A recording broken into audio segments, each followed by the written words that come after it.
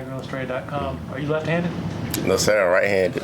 Can you just take us through the instincts that produced that interception, I guess? Instinct. So basically, I'm in man coverage. I'm chest at first. I turn chest at first. Then I turn back the other way, try to look at the ball. I seen it late, so I stuck my left hand out there trying to like get a pass break up. But as I reached out there, I just grabbed and stuck to my hand. I just squeezed, and I just brought it in with my left hand. And when I brought it to my chest, I grabbed it with my right hand. I just put it in my right hand.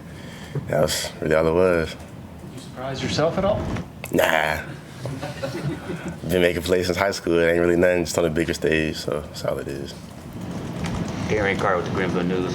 Your play made SportsCenter's top 10. Did you know that? And if so, how did you react to it being seen nationally?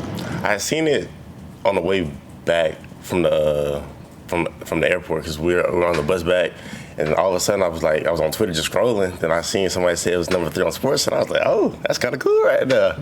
But yeah, it definitely made me happy.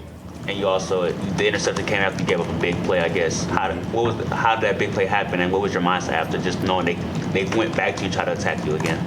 It's just next play mentality. At the end of the day, he's on scholarship too. He gonna make some plays, and I made him play the next play. So it's just, yeah. Job while the post here, how important was it to you to be a corner rather than some of the other places that probably want you to play safety? Like, why was corner important to you? Corner was important to me because, one, my dad's a corners coach. My brother was a corner.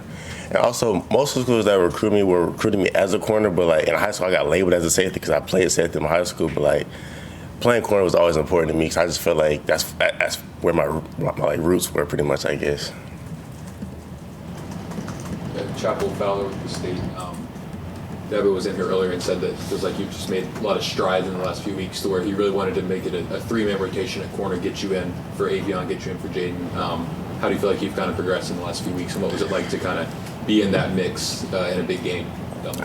Being in the mix, to be honest, it felt great because I feel like the past couple weeks in practice I've been working hard. I've been making sure I do better in my technique, make sure I'm increasing my effort, stuff like that. And I just feel like at the end of the day, like my hard work is starting to pay off and like starting to get recognized a little bit. And I'm kind of happy. I'm happy about that. The coach is starting to trust me more and put me in a good position to show off my talents.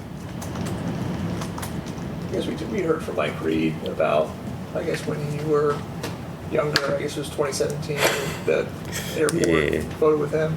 How much did you know him or more know of him? And did that have an impact on you, I guess, seeing all those Clemson guys? So when I was younger, well, obviously I wasn't born yet, but him and my dad played together in NFL Europe, maybe, I don't know what year it was, but they played together, and my dad used to always talk about him, but like I was a young kid, so I really didn't know who he was.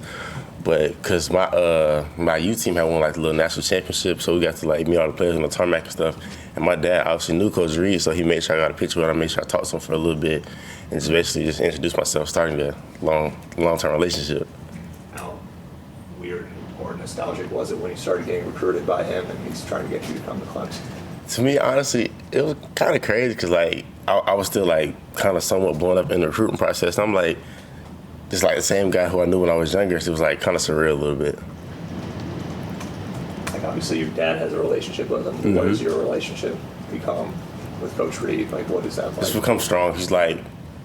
He's pretty much kind of similar to my dad because they act the same, they dress the same. Like it's kind of funny to me, to be honest. So he's a great guy and a great coach. I guess how do they act and how do they dress? It's similar. I mean, like same style, I'll say. Yeah. Same kind of jokes. Yeah, pretty much. Are they like dad jokes or like what kind of jokes? I guess you could say dad jokes. Yeah. You had a really impressive August camp, I think. What was the challenge of carrying that over to the actual games? Coach Sweeney always talks about being consistent. I just felt that was important for me because I wasn't an early enrollee. And like me coming in like the summer was like it kind of put me back a little bit, but I knew once I got here in August I had to make up a lot of time and just continue to work every day. And I just came in with like an attitude and a hunger, and yeah.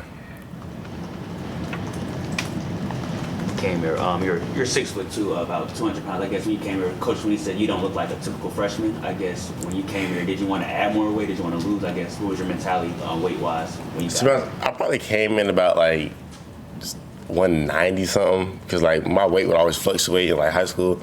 But like now, like it's probably at like a consistent 200 plus. And I think I'm about 6'3", but everybody always call me 6'2". But yeah, when I came out, it wasn't really about me like adding weight. It's about me putting on muscle, like just looking like bigger and stronger. Gotcha. And how has, I guess, Jaden Lucas, Avion Turner kind of helped you get acclimated to playing corner at the collegiate level and things like that? When I first got here, AV pretty much took me on his wing. He was teaching like the plays and stuff like that. And Jay Luke being the older guy, he's always there for me anytime I need something. If I have a question, I'm gonna ask him or AV, and they're always gonna help me with open arms regardless of anything. I guess what was the biggest adjustment for you at the college level? The biggest adjustment at the college level, probably the practices, because the practice is always fast paced. Ain't no walking or none of that. You always gotta make sure you're giving 110% of practice, and yeah. And coaches and teammates always talk about your confidence. You're just a very confident person. Where do you think you got that? I think I get my confidence from my mom, because my mom always instilled me from when I was younger that I was a dog, and like pretty much that's just always been my mentality when I step on the field. Like personally, I feel can't nobody stop me, and if you do make a play on me, I'm gonna come back and I'll make a play just like what happened on Saturday. At the end of the day, you gotta always have confidence, especially at a position like corner, because at the end of the day, they're gonna make plays. You gotta make plays too, and if I make a play, I'm gonna let you know I make a play, and if you make a play on me, let me know, because I'm gonna come right back and give you everything I got. I think I heard that you would tell your family all the time, even when you were a little kid, that like I'm the best in the family. Oh yeah, 100%. Since I was younger, I always knew I was the one, and now I'm just getting a chance to show it in front of everybody, in front of college football. And did your brother AJ, being that he was a college athlete, and your dad obviously being who he was, did that give you kind of a vision of like this is attainable, or? Yeah, when I was about in 8th grade, my freshman year of high school, my dad pretty much like he gave me the whole vision. He was like, "You're gonna get recruited." At the time, I didn't believe it because I was a young kid. I didn't really, and one year out the other. But like, as I like grew older, like 10th grade, 11th grade, I'm like it's really happening. Like he really like painted the vision for me and like called out everything that was gonna happen. Like it's happening right now. So it's pretty surreal and impressive to me. So yeah. I know a lot of corners at the NFL level talk trash. Is there any specific one that you kind of try to model yourself after in terms of like intensity or jawing? I like Jalen Ramsey, Pat Surtain. I like him, but Pat Surtain is pretty much like a calm, cool, collected guy. But I like him in his technique. But Jalen Ramsey, the way he talks, his attitude, I like those two. I like Trayvon Diggs too. He's a ball hawk. Yeah. You went back to your hometown for the Florida State game in Tallahassee, I guess. What was that like for you going back there? I think Florida State has a high school teammate of yours. Yeah, Makai Daniels. Yeah, my guy right there. Yeah, how was that for you just going back home? It was pretty cool to see some of my friends in the stands, some of my younger teammates from high school. It was pretty nice to just see everybody and be able to play in the atmosphere. I got to see some of the old Florida State coaches that recruited me, and it was pretty nice to see them and talk to them as well. So yeah. Anybody else for Ashton? All right, Ashton, thanks for your time, man. Sir, thank you. Appreciate it.